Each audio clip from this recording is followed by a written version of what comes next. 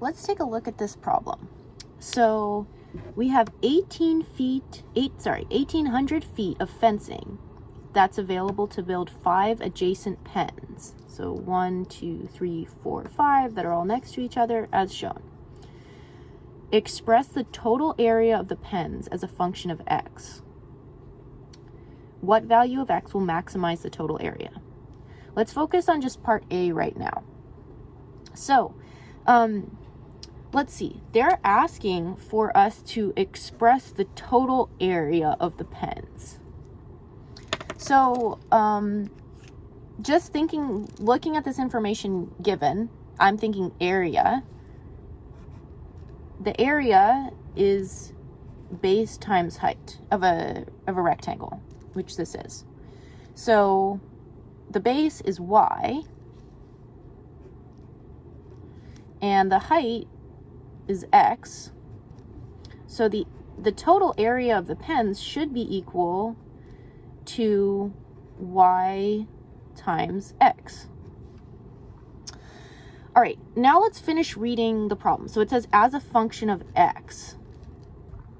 So we want to have something that's like this. A of x equals, and it should only have x as a variable. So we can't be having this y. So somehow this has to only be a function of x. So we have to figure out what y is in terms of x. Like, what is y's relationship to x? Is y 5 x's? Is y 7.5 x's? Like, that ratio is what we have to figure out. Well, let's see if we're given any additional information. So in the beginning of the problem, it says we have 1,800 feet of fencing available. Okay, so if we're building all of this with 1,800 feet, then all of these individual lengths together added up have to equal 1,800 feet. So let's just see what that would be. So starting on this side, we would have x, and then I'm going to go do the outside and then the inside. So we have x on the outside, and then we have y plus y. Then this would also be x. Then we have y on the top. So now we have the outside, but then we also have this x, and this x, and this x, and this x. So all told, we have 1, 2, 3, 4, 5, 6 x's. So 6x plus 2y equals 1,800. So let's just check that we did that correct. We should have 1, 2, 3, 4 x's in the middle plus 1, 2 x's on the side. So that's 6. All right. So that's our total surface area. Our total perimeter is 1,800 feet. Well, look at that. Now we have a relationship between x and y because we have them together in an equation with no other variables. So that's basically telling us that ratio that we need. Okay, so look at this equation. We need to find what y is in terms of x so we can plug it in. So we're going to solve for y to find out what it is.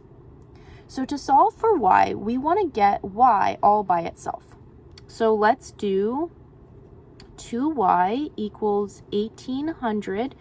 We're going to take away 6x on both sides. And so then we end up with 1,800 minus 6x. And then we'll divide both sides by 2. And we'll get y equals 900 minus 3x. Okay, so now we know what y is. So now we can go back into this equation, and we end up with rewriting this equation. We have a equals, and then instead of writing y, we're going to write what y equals. So we're going to write a equals 900 minus 3x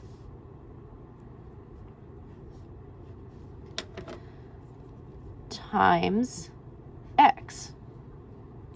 Okay, And we're going to write this. Now we only have x as our only variable. So that's great. We're already writing the area in terms of x. So let's go ahead and write this in function form. So the area in terms of x is equal to 900x minus 3x squared. All right, I kind of abandoned the color coding, but hopefully from this you can see where the two parts of the equation came from. All right, so, hey look, express the total area of the pens, the area of the pens is AX, as a function of X, and X is the only variable in here. So we did it. If you plug in an X, it'll now tell you the area. So we solved part A. So here's our answer for part A. Okay, now let's look at part B. What value of x will maximize the total area? Okay, so for part B, we have this area function. So ax equals 900x minus 3x squared. And if I want to think about this in terms of a function and think about maximizing it, the simplest thing for me to do is actually to draw it. So,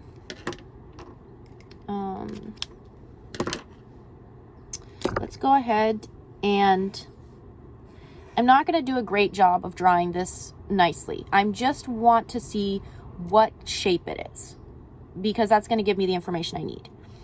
So I see that this is a quadratic equation with only one variable. So this is going to be a parabola. And I also see that the coefficient on the quadratic is negative. So that means that our quadratic is going to open down. So if I was, this problem was about like drawing nice parabolas, I'd go through and figure out more about this. But really all I want to see is that it is a parabola that opens downwards. And let's think about what the x and y really are. So on a graph, we usually, when we're doing a function, this part we plot on the y axis, and this obviously we plot on the x-axis. So this is the area. So the higher up you get means the bigger the area. So actually, that should really mean that we only have positive area. So we really are only on the top half. And then this x, this is x. This is the length of x. And x also can't be negative. So we're really only looking at that. So as x gets bigger, the area gets bigger to a certain point, but then as x gets even bigger, then the area starts to decrease. So this is asking what value of x will maximize the total area. So there's some value of x right here that's going to make the area as high as possible. Okay, so that's what we're looking for. So now this is making it a bit easier because this is a parabola, and there is an equation to find the x value of the vertex of a parabola, which is exactly what we're looking for. We're seeing which value of x is going to maximize the area, which is the x value. This is this is x area, and we're looking for the x value. Okay, so now let's go ahead and write down that formula. So the x value of the vertex of a parabola is equal to negative b over 2a. And this b and a is in reference to the standard form of a quadratic equation. So when we have ax, we're going, for standard form, we're going to put it in descending order of how big the exponent is. So negative 3x squared plus 900x plus 0 is our constant. Okay? So then this is like in the quadratic formula when you've got a and b and c. We've got, this coefficient is a, this coefficient is b, and this coefficient is c. So then we have x equals negative, and then we have negative 3, and we have 2 times, b is 900.